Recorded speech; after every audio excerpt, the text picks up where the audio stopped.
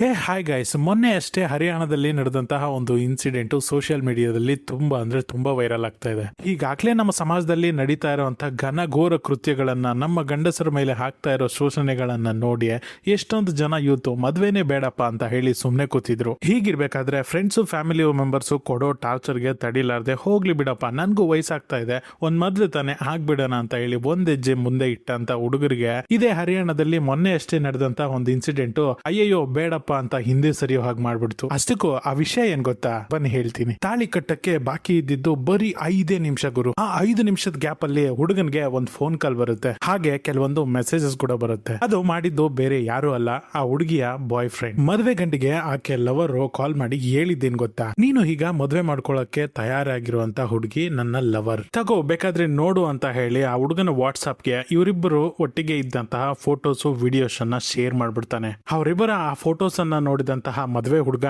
ಮದುವೆ ಮಂಟಪದಿಂದ ಎದ್ದು ಆಚೆ ಬಂದ್ಬಿಡ್ತಾನೆ. ಹಾಗೆ ಆಚೆ ಬಂದಂತಹ ಹುಡುಗನನ್ನ ನೋಡಿ ಎಲ್ಲರೂ ಗಾಬರಿ ಆಗ್ತಾರೆ. ಹುಡುಗಿಯವರ ಅಣ್ಣ ಅಂತ ನಿಂದೇನೆ ಬರ್ತಾನೆ. ಏನಾಯ್ತು ಅಂತ ಕೇಳ್ತಾ ಇರ್ತಾನೆ. ಬರೋಬ್ಬರಿ 15 kg ಇರುವಂತಹ ಲೆಂಗ ಹುಟ್ಟಿರುವಂತಹ ಹೆಣ್ಮಗಳು ಕೂಡ ಇವನ್ ಹಿಂದೆನೆ ಓಡೋಡಿ ಬರ್ತಾಳೆ. ಒಟ್ಟಾರೆ ಹೇಳ್ಬೇಕು ಅಂತಂದ್ರೆ ಇವರು 3 ಜನದ ಮಧ್ಯೆ ಒಂದು ದೊಡ್ಡ ರನ್ನಿಂಗ್ ರೇಸ್ ನಡೆಯುತ್ತೆ. ಆ ಹುಡುಗಿ ಮತ್ತೆ ಆಕೆ ಅಣ್ಣ ಇವನ್ಗೆ ಒಪ್ಸಕ್ಕೆ ತುಂಬಾನೇ ಪ್ರಯತ್ನ ಪಡ್ತಾರೆ. ನಮ್ಮ ಹುಡುಗರು ಒಂಥರ ಹಂಗೆ ಗುರು, ನಿಯತ್ತಾಗಿದ್ರೆ ಅವರನ್ನ ಅಭಿಮಾನಿಸ್ತಾರೆ, ಇಲ್ಲ ಅಂತಂದ್ರೆ ತನ್ನ ನೆರಳು ಕೂಡ ಅಲ್ಲಿ ಬೀಳ್ದೆ ಇರೋ ಹಾಗೆ ನಡ್ಕೊಳ್ತಾರೆ. ಕೊನೆಗೆ ಆ ಮದುವೆ ಹುಡುಗ ನಿಮ್ ಹುಡುಗಿನೂ ಬೇಡ ಈ ಮದುವೆನೂ ಬೇಡ ಅಂತ ಹೇಳಿ ಮದುವೆ ಮಂಟಪದಿಂದ ಹೊರಟೋಗಿದ್ದಾನೆ. ಅಷ್ಟಕ್ಕೂ ಈ ಹುಡುಗಿ ಇಷ್ಟು ದಿನಗಳಿಂದ ಪ್ರೀತಿಸಿದ್ದ ಆ ಹುಡುಗನ್ನೇ ಯಾಕೆ ಮದುವೆ ಆಗ್ಬಾರ್ದಾಗಿತ್ತು, ಯಾಕೆ ಅವ್ರ ಜೊತೆ ಬಿಟ್ಟು ಇವಳ ಜೊತೆ ಮದುವೆಗೆ ಒಪ್ಕೊಂಡ್ಲು? ತಾಳಿ ಕಟ್ಟೋಕ್ಕೂ ಮುಂಚೆನೆ ಈ ಫೋನ್ ಕಾಲ್ ಬಂದು ತುಂಬಾ ಒಳ್ಳೆ ಕೆಲಸ ಮಾಡಿದೆ ಅಂತ ನನಗನಿಸ್ತಾ ಇದೆ.